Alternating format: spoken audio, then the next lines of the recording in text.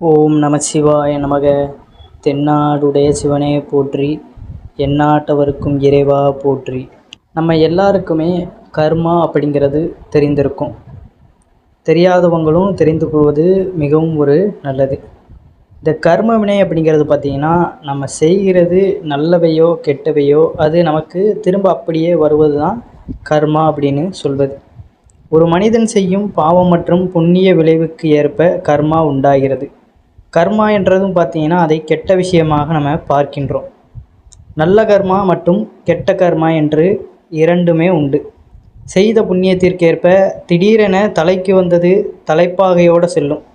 அதே நல்ல கர்ம வினையால் உண்டானது என்கின்றோம். அதே போல் செய்த பாவத்திற்கேற்ப அனுபவிப்பதை கெட்ட கர்ம வினை என்கிறோம். ஏன்னா ஏதோ ஒரு இடத்துல நமக்கு ஏதோ ஒரு விபத்து நடக்குது, அதில் பார்த்திங்கன்னா நம்மளுக்கு நூல் இலையில் நம்ம தப்பிக்கிறோம். அப்படிங்கிற பட்சத்தில் நம்மக்கிட்ட நிறைய பேர் சொல்வது உண்டு, ஏதோ செய்த புண்ணியத்தால் தான் இந்த இடத்துல நம்ம உயிரோடு இருக்கோம் அப்படிங்கிற அந்த ஒரு விஷயங்களை நம்ம கேள்விப்பட்டிருப்போம். அதாவது ஏதாவது ஒரு பெரிய அசம்பாவிதத்திலேருந்து நம்ம தப்பித்திருப்போம். இது இருக்க எல்லாத்துக்கும் பின்னாடியும் பார்த்திங்கன்னா இந்த கர்ம வினையானது வேலை செய்கிறது அப்படிங்கிறது தான். நம்முடைய கர்மா எப்படியெல்லாம் நம் வாழ்க்கையில் ஆட்டி படைக்கிறது என்பதை நம்ம இதில் தெரிந்து கொள்ளலாம். இந்த கர்மாவை எப்படி நம்ம குறைத்து கொள்வது, அதாவது பாவ கர்மாக்களை எப்படி நம்ம குறைத்து கொள்வது அப்படிங்கிறதையும் நம்ம இதில் தெரிந்து கொள்ளலாம். இதை முற்றிலும் பார்த்திங்கன்னா நம்ம பின்பற்றி வந்தாலே நம்மளுடைய வாழ்க்கையில் நமக்கு ஏற்படுகின்ற பிரச்சனைகள் அனைத்துமே பார்த்திங்கன்னா கொஞ்சம் கொஞ்சமாக குறைந்து கொண்டு வரும்.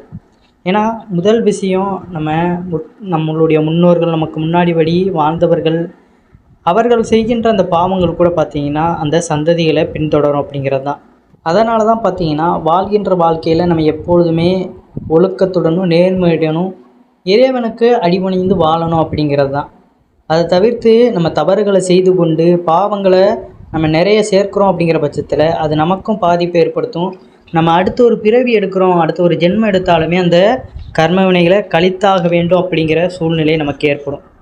ஒரு மனிதன் எவ்வளோக்கு எவ்வளோ கர்ம வினைகளை குறைத்து கொண்டு அவன் செய்யாமல் ஒழுக்கத்துடன் வாழ்கிறானோ அப்பொழுது என்ன ஆகிறது, அந்த கர்ம வினைகள் எல்லாமே கழிந்ததுக்கப்புறம் அவனுக்கு முக்தி அப்படிங்கிறது கிடைக்கப்பெறுகிறது. உலகில் படைத்த அனைத்து உயிர்களும் பார்த்திங்கன்னா அந்த உடலானது அழிந்து போயிடும். ஆனால் அதில் இருக்கின்ற அந்த ஆன்மா அப்படிங்கிற அந்த ஒன்று, அந்த பரமாத்மா அப்படிங்கிற சிவத்தை அடைவது தான் இந்த உலகத்தில் உள்ள அனைத்து உயிர்களுக்குமே ஒரு சவாலாக இருக்கின்றது. அதனால் உடல் தேவையை தவிர்த்து பார்த்திங்கன்னா ஆன்மாவின் தேவையை நம்ம பூர்த்தி செய்யணும். உடல் தேவை அப்படிங்கிறது நமக்கு கொஞ்ச நேரம் இந்த சந்தோஷத்தை கொடுக்கக்கூடியதான், ஆனால் நிரந்தர சந்தோஷம் ஆன்மாவுக்கு கொடுக்கணும். அதனால் பார்த்திங்கன்னா எந்த ஒரு தவறுகளையும் செய்யாமல் வாழணும் அப்படிங்கிறது தான். இப்போ ஒரு 9 விதிகளை பார்க்கலாம். இந்த உலகத்தில் கர்ம விதிகள் அப்படிங்கிறது என்னென்ன அப்படிங்கிறத முதல்ல தெரிந்து கொள்ளலாம்.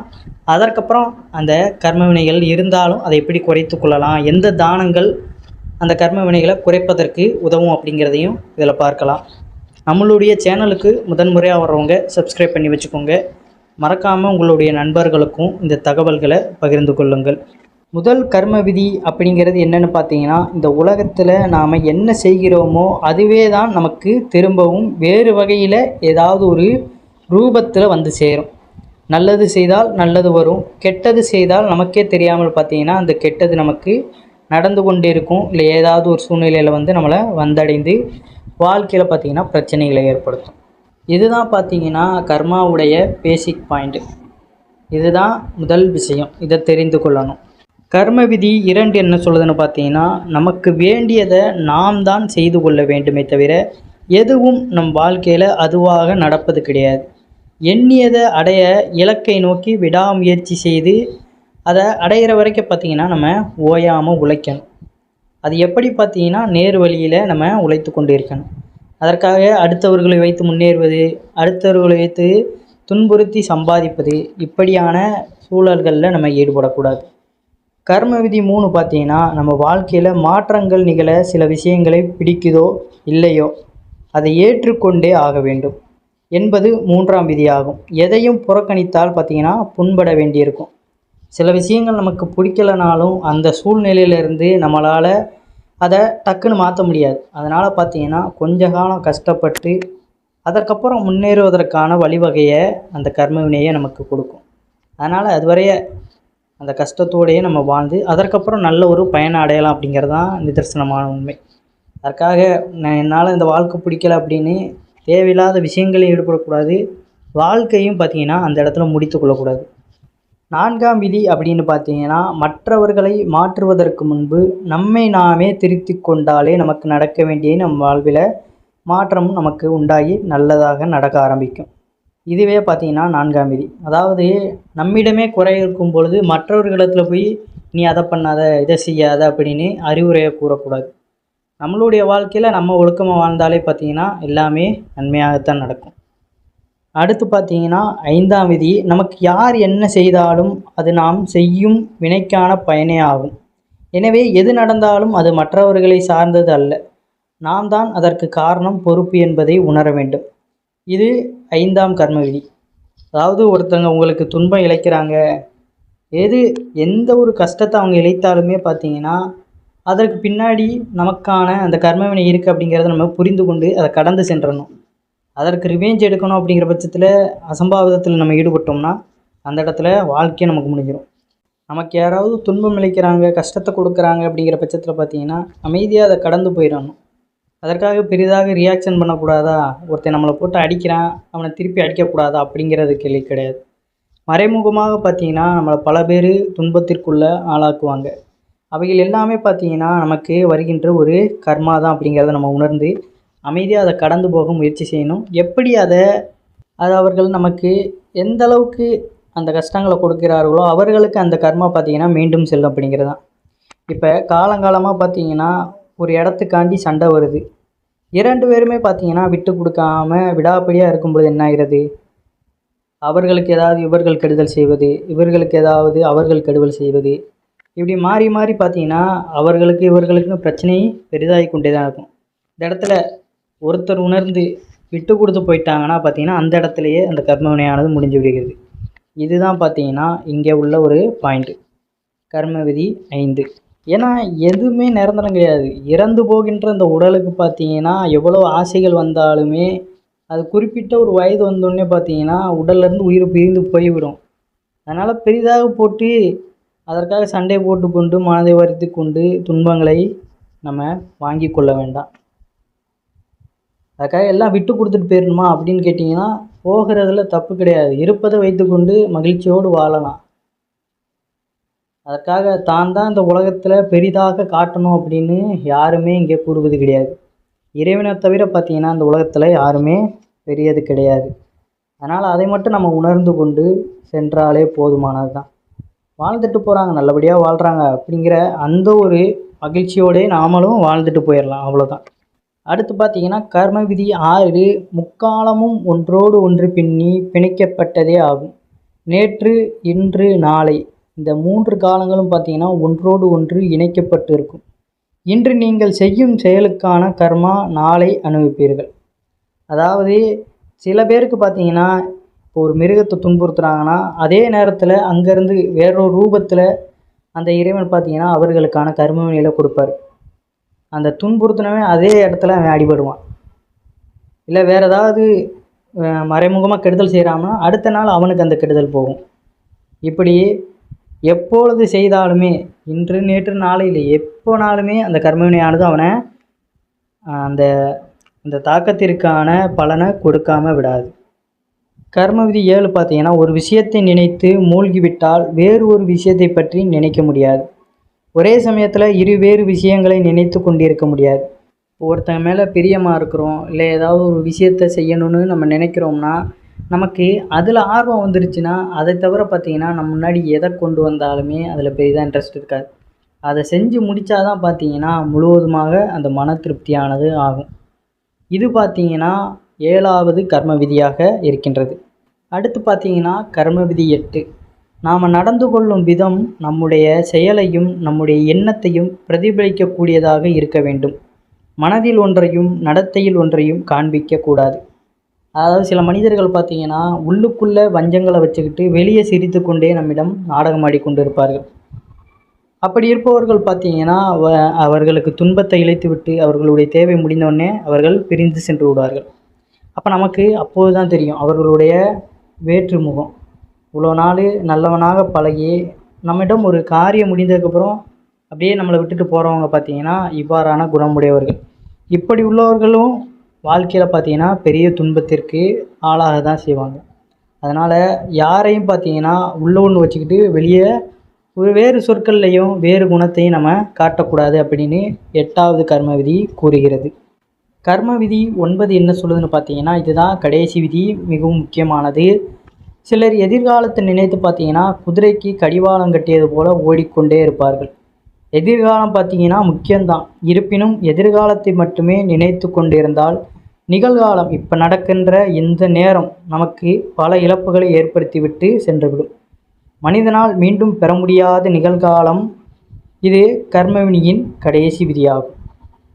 அதாவது இப்போ நடக்கின்ற இந்த ஒரு விஷயம் என்ன செய்கிறீங்களோ அதில் மட்டுமே ஃபுல் ஃபோக்கஸ் பண்ணணும். அதை விட்டுட்டு பார்த்தீங்கன்னா எப்பயோ நடக்க போகிற விஷயம் ஒரு வருஷத்துக்கு அப்புறம் இல்லை 5 வருஷம் 15 இப்படி எத்தனையோ வருஷத்துக்கு அப்புறம் நடக்க போகிற விஷயங்கள் எல்லாம் இப்போ கால்குலேட் பண்ணிக்கிட்டு நம்ம இருக்கக்கூடாது. ஏன்னா அடுத்த நொடி நம்ம இந்த பூமியில் இருக்கிறோம் அப்படிங்கிறதே நமக்கு அந்த நொடி வந்ததுக்கப்புறம் தான் தெரியும். அதனால் எதையுமே முன்கூட்டியே திட்டமிடுவதை நம்ம தவிர்த்து விடணும். இன்றைக்கி செய்கிறோமா அந்த செயலை எப்படி சிறப்போடு செய்யணும் அப்படிங்கிற அந்த மன நிம்மதியோடு வாழ்ந்தாலே மிகவும் போதுமானது அப்படிங்கிறது தான் கர்ம விதி 9. இந்த கர்ம விதிகளை பார்த்திங்கன்னா நம்ம பின்பற்றி வாழ்ந்தாலே வாழ்க்கையில் நமக்கு முக்தி அப்படிங்கிறது கிடைத்து இறைவனிடமே நம்ம முழுவதுமாக சென்று விடலாம். ஆனால் இதை பின்பற்றாமல் நம்ம கடைசி வரை வாழ்க்கையில் நம்மளுடைய இஷ்டம் போலையே பலருக்கு துன்பங்களை இழைத்து கொண்டு நிறைய பாவங்களை சேர்க்குறோம். அப்படிங்கிற பட்சத்தில் பார்த்திங்கன்னா அதை கழிக்காமல் எங்குமே செல்ல முடியாது. இருந்தாலும் இப்போ முன் ஜென்மங்களில் என்ன செஞ்சுருப்போம் அப்படிங்கிறது தெரியாது. நம்மளுடைய முன்னோர்கள் செய்த பாவங்கள் எல்லாம் நமக்கு வந்தாலுமே இப்போ வாழ்கின்ற இந்த ஜென்மத்தில் பார்த்திங்கன்னா நம்ம நல்லபடியாக யாருக்கும் தீங்கு செய்யாமல் வாழ்ந்து கொண்டிருப்போம்.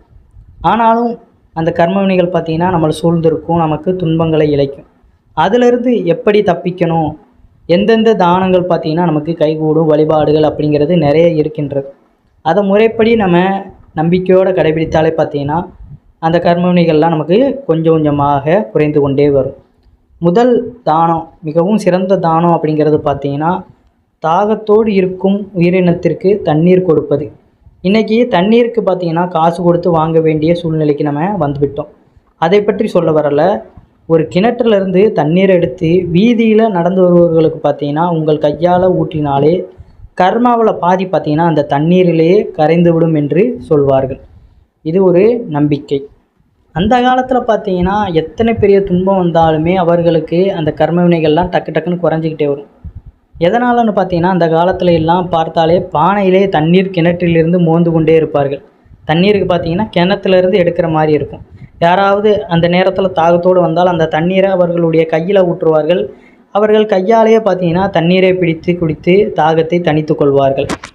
இதுதான் பார்த்திங்கன்னா அன்றைய காலகட்டத்தில் மிக சிறந்த தானமாக பார்க்கப்பட்டது. இந்த காலத்திற்கு ஏற்றவாறு பார்த்திங்கன்னா வீதியில் தாகத்தால் கஷ்டப்படுபவர்களுக்கு நீங்கள் தாகம் தண்ணீர் கொடுக்கலாம். அதாவது பிளாஸ்டிக் பாட்டிலில் அடைக்கப்பட்ட தண்ணீராக இருந்தாலும் சரி நம்ம அவர்களுக்கு வாங்கி கொடுப்பது மிகவும் சிறப்பு வாய்ந்தது தான். அதுபோல் பார்த்திங்கன்னா வீட்டில் அதாவது நிழலாக இருக்கின்ற ஜன்னல் ஓரங்களில் பார்த்திங்கன்னா பறவைகளுக்கு நம்ம தண்ணீர் வைக்கலாம், விலங்குகளுக்கு தண்ணீர் கொடுக்கலாம். இப்படி தண்ணீர் கொடுக்கின்றதே பார்த்திங்கன்னா நமக்கு பாதி கர்ம வினைகளை கரைந்து போவதற்கு வழிவகை செய்யும். குடி தண்ணீர் வாங்கி நம்ம தானம் கொடுக்கும் பொழுது பார்த்திங்கன்னா இந்த கர்ம வினைகள் நமக்கு முற்றிலுமாக குறைந்துவிடும். உதாரணத்திற்கு பார்த்திங்கன்னா ரோட்டோரங்களில் சிறு சிறு கடைகள் போட்டிருப்பாங்க பார்த்திங்களா, செருப்பு தைக்கிற கடை, சின்ன சின்ன பூ வியாபாரிகள், பழ விற்பவர்கள், வயதான பாட்டிகள், வெயிலில் கீரைக்கட்டைகள் தலைமையில் சுமந்து கொண்டு போகும் வியாபாரிகள், இப்படிப்பட்டவர்களுக்கு பார்த்திங்கன்னா நம்மளால் முடிந்த அந்த உதவிகளை செய்யலாம். இப்படி கஷ்டப்படுபவர்களுக்கு நீங்கள் செய்யக்கூடிய தண்ணீர் தானம் உங்கள் தலைமுறையை வழிகாட்டும் என்பது தான் நிதர்சனமான ஒரு உண்மை. நம்ம செய்கின்ற ஒவ்வொரு நல்ல மனசோடு செய்கின்ற ஒவ்வொரு தானங்களும் பார்த்திங்கன்னா நமக்கு நம்மளுடைய பிரச்சனைகள் கர்மவினைகள் எல்லாத்தையுமே தேர்ந்து போக வழிவகை செய்கிறது. அடுத்தபடியாக சொன்னால் பார்த்திங்கன்னா அணிந்து கொள்ளக்கூடிய ஆடையும் பார்த்திங்கன்னா இன்றளவு வீதியில் நிறைய பேர் கிழிந்து தான் போட்டு கொண்டு இருக்கின்றனர். அவர்களுக்கும் பார்த்திங்கன்னா அவ்வாறான ஆடைகளையும் முடிந்த உதவிகளையுமே நம்ம செய்யும் பொழுது அந்த தானங்கள் பார்த்திங்கன்னா நமக்கு மிகுந்த பலனை கொடுக்கும். அதிலும் பார்த்திங்கன்னா ஒரு 10 வயதிலிருந்து 15 வயதுக்கு உட்பட்ட பெண் குழந்தைகளுக்கு இந்த தானத்தை கொடுப்பது மிகவும் நல்லது. அவர்களுக்கு நம்ம முடிந்த அந்த ஆடைகள் இல்லை படிப்பு இப்படி எந்த ஒரு விஷயங்களை நம்ம செய்தாலுமே பார்த்திங்கன்னா மிகவும் நல்லது தான். இல்லை அவ்வளோக்கெலாம் நம்மளால் முடியலை, இவ்வாறு ஒரு தண்ணி பாட்டிலாவது நம்ம வாங்கி கொடுப்பது, ஒரு சாப்பாடு, இப்படி ஒவ்வொருவருக்கும் முடிந்த உதவிகளை நம்ம செய்வது நல்லது தான்.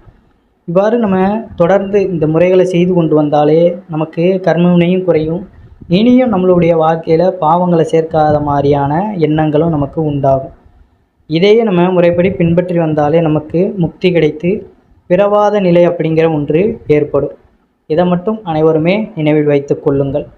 இதை பின்பற்றினாலே வாழ்க்கை பார்த்திங்கன்னா வளமாக மாறும் அப்படிங்கிறதான் நிதர்சனமான உண்மை. மேற்கூறிய கருத்து உங்களுக்கு பிடிச்சிருந்தா உங்களுடைய நண்பர்களுக்கும் இதை பகிர்ந்து கொள்ளுங்கள். இந்த வீடியோவுக்கும் மறக்காமல் ஒரு லைக் பண்ணிடுங்க. அனைவரும் என்றும் இறையருள் பெற்று நலமுடன் வாழ வேண்டும். நன்றி, வணக்கம். ஓம் நம சிவாய நமக.